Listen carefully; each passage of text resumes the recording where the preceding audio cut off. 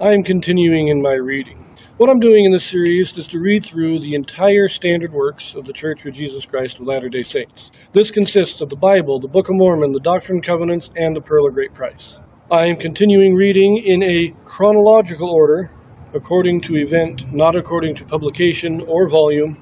So I'm skipping around a bit as I move along. We are continuing in the Gospels. Recently we've been reading a lot about the last day, the day just before the Passover. Now we're getting to the Passover. Remember that in the Jewish calendar, the Jewish way of reckoning time, the day begins at sunset. So when the sun goes down, it's the next day. So the Sabbath, so the Passover, which is a Sabbath, will start when the sun goes down. We've been reading about that daytime hours just before this. And the last thing we read was Judas Iscariot going to the Jews and covenanting with them to betray Christ. That's where we left it. I mean, we had a lot of preaching, prophecies of the last days, a number of parables, but the last thing we read was Judas Iscariot's betrayal, well, his conspiracy. Now we are going to read about this Passover, commonly called the Last Supper. We're going to read it first in Matthew, then Mark, then Luke, and then John, each in its own individual video so that we can give it proper time. In this video, we have a Joseph Smith translation. Now, what the Joseph Smith translation is, this is a translation or correction done by Joseph Smith to restore those passages that have been lost or corrupted over the years. So Matthew, chapter 26, verses 17 to 29. Now the first day of the feast of unleavened bread, the disciples came to Jesus, saying unto him, Where wilt thou that we prepare for thee to eat the Passover? And he said, Go into the city to such a man, and say unto him, The Master saith, My time is at hand. I will keep the Passover at thy house with my disciples. And the disciples did as Jesus had appointed them, and they made ready the Passover. Now when the even was come, he sat down with the 12, and as they did eat, he said, Verily I say unto you, that one of you shall betray me. And they were exceedingly sorrowful, and began every one of them to say unto him, Lord, is it I? And he answered and said, He that dippeth his hand with me in the dish, the same shall betray me. The Son of Man goeth, as it is written of him, but woe unto that man by whom the Son of Man is betrayed. It had been good for that man if he had not been born. Then Judas, which betrayed him, answered and said, Master, is it I? He said unto him, Thou hast said. And as they were eating, Jesus took bread, and blessed it, and brake it, and gave it to the disciples, and said, Take, eat, this is my body. And he took the cup, and gave thanks, and gave it to them, saying, Drink ye all of it. For this is my blood of the New Testament, which is shed for many for the remission of sins. But I say unto you, I will not drink henceforth of this fruit of the vine, until that day when I drink it new with you in my Father's kingdom. It's a very simple telling of the event. Two main things that are going on here. First, Christ reveals the betrayal of Judas. Now, there's some question of whether or not Judas had already made his covenant with the Jews at this point. Matthew and Luke seem to indicate that he had, of a Mark, if we look at the Joseph Smith translation, places his conspiracy with the Jews after the Last Supper. So, when it happened, there's a little bit of a question there, but Christ is revealing it. He is saying, You are going to betray me. Now, he's already pointed out Judas, but nobody does anything. And I think that's because the other 11 don't quite know what this means. How is he going to betray him? I don't think they think it's going to be betraying him to kill him. I mean, a lot of other disciples have left Christ, have stopped following him, and that's probably what they're thinking, is that he's just going to leave. He's going to kind of renounce his position among the 12. And so they don't do anything. But, they weren't really supposed to do anything either, so. But no, there's some people who want to say that Judas will be forgiven because, well, it was necessary. He was needed to betray Christ. But look at what Christ says here. Yes, I must go, I must be killed.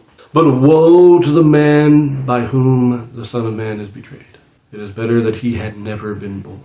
Now others, it says that it would be better that they had been a millstone tied around their neck and they're cast in the sea. That would be a better fate than what is waiting him. But for Judas, it would have been better if he was never born. This is what later in other scripture, I believe in the Doctrine and Covenants, this is how it describes sons of perdition. Other people, it is still, they have the benefit of gaining a physical body, even though they only get the telestial glory in the end. they still have a physical body. And so it is better that they are killed rather than do what they're doing. But for Judas and the sons of perdition, it would be better if they never had the opportunity to gain a physical body. And I think that is an indication that in hell, in outer darkness, when all is said and done, and we have Satan is cast into outer darkness, and the sons of perdition are cast into outer darkness, the ones that will suffer the most are those who have physical bodies. It would be better to be a spirit in hell than to be a resurrected being in hell. That's what Christ is basically saying here. And he's saying that this is the case with Judas. Judas is a son of perdition. There is no forgiveness there. Now we also have the institution of the sacrament. And some people have said that the sacrament existed in the Old Testament. And they take as evidence of this when Melchizedek comes to Abraham after the battle of the kings and the rescue of Lot, and it says that they break bread. And people say, oh, they're breaking bread, this is a ceremonial thing, this has to be the sacrament. I don't think that is the case. I think it was instituted by Christ at this time to replace the old ordinance of animal sacrifice. Animal sacrifice ended with Christ. Now we get the sacrament. And so before Christ, sacrifice; after Christ, the atonement, the sacrament.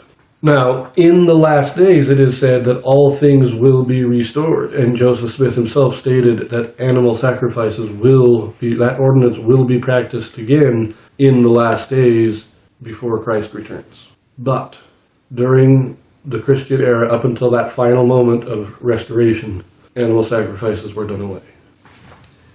Now, let us look at the Joseph Smith translation here in Matthew. In verse 17, it's now on the first day, and then instead of came to Jesus, it's came unto Jesus. In verse 19, the word had is taken out, so as Jesus appointed, not as Jesus had appointed. The lighting just shifted because I have no lights turned on in the house. I just have the natural light, so a cloud must have gone over the sun. Anyways, in verse 20, instead of now when the even was come, it is now when the evening was come. Verse 24 now begins, but the Son of Man goeth. That's interesting, but nothing serious. In 25, which is corrected to who? But we have this alternate correction here in the secondary manuscript, where it says, he said unto him, thou hast said truly, for thou art the man. So a little bit more direct in his confirming that Judas is the betrayer.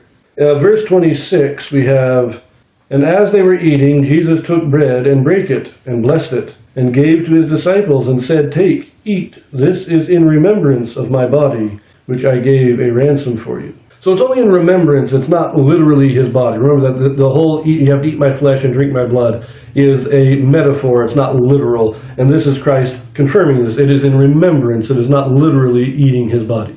Now there is also this alternate one here on verse 26. So in the second manuscript it says here, and as they were eating, Jesus took bread and blessed it and brake it, and gave it to the disciples, and said, take, eat of it, and a commandment I give unto you. And this is the commandment which I give unto you, that as ye see me do, you shall do likewise in remembrance of my body. So just a little bit more clarification on the remembrance. He is doing it himself to institute the practice, and we follow his example. Now verse 27 says, and he took the cup, and gave thanks, and blessed the cup, and gave to them, saying, drink of it, all of you. And then we have in verse 28, for this is in remembrance of my blood, of the new covenant, which is shed for as many as shall believe on my name, for the remission of their sins. Here we also have another alternate translation.